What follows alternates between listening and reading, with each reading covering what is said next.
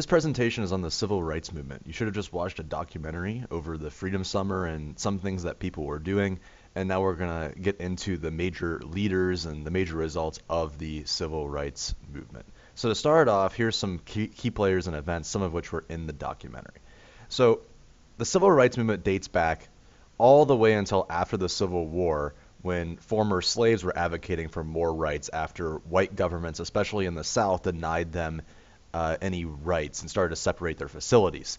There was a Supreme Court case in 1896 called Plessy v. Ferguson, which ruled that separate but equal facilities, so whites only and blacks only facilities, did not violate the Constitution. So therefore, Jim Crow laws, the laws that segregated blacks and whites, were legal. And many African Americans moved to the North to try to get away from these Jim Crow laws, but they found that facilities were just as segregated in the North as they were in the South. There was also, much later on, in 1954, Brown versus Board of Education. This is where things start to reverse and the civil rights movement starts to gain traction.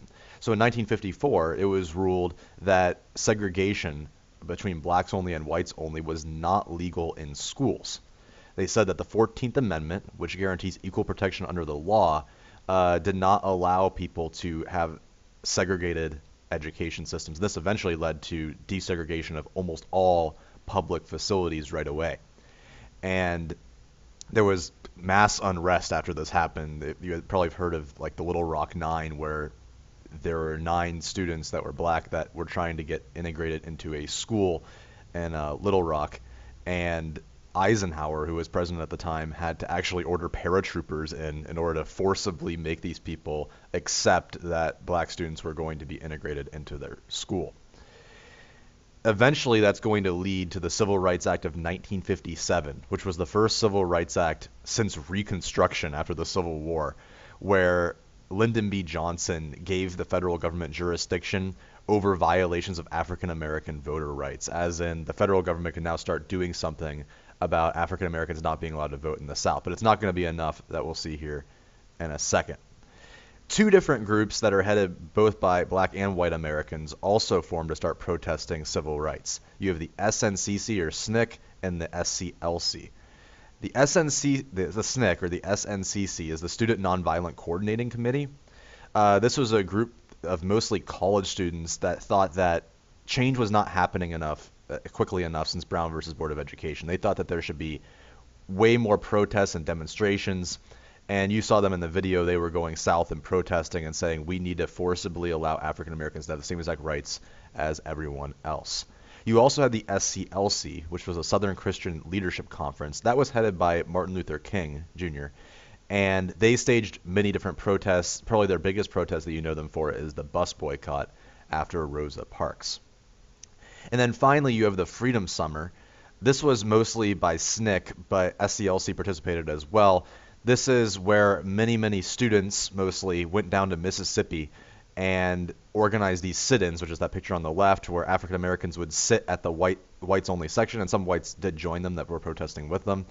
And we're just trying to draw attention to the hypocrisy of the whole ordeal. And this is where you have images of people getting food like forcibly thrown on people, getting beat up, that appear on the media.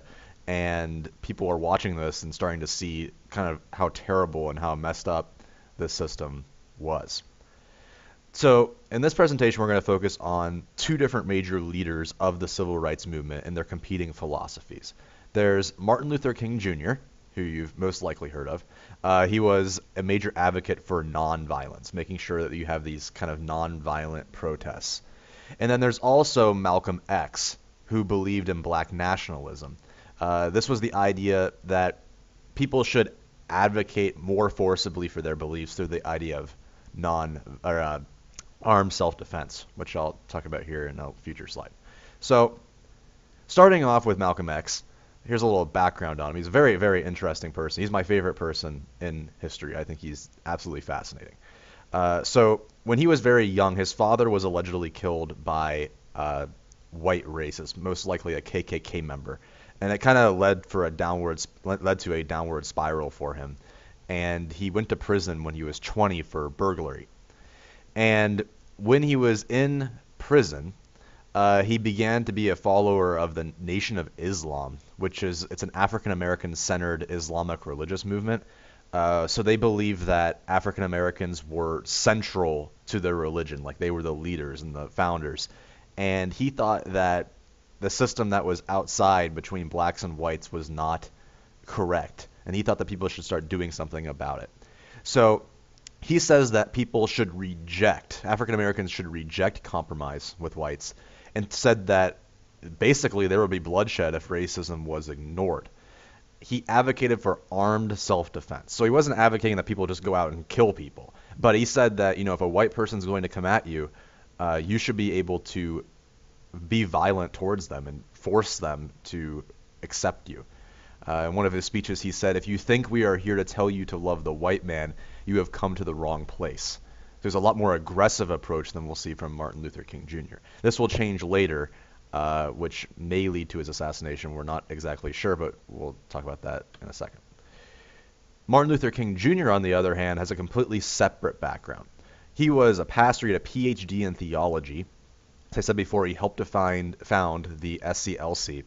He believed in this idea called soul force, which is passive resistance. It comes from the ideas of Mahatma Gandhi in India.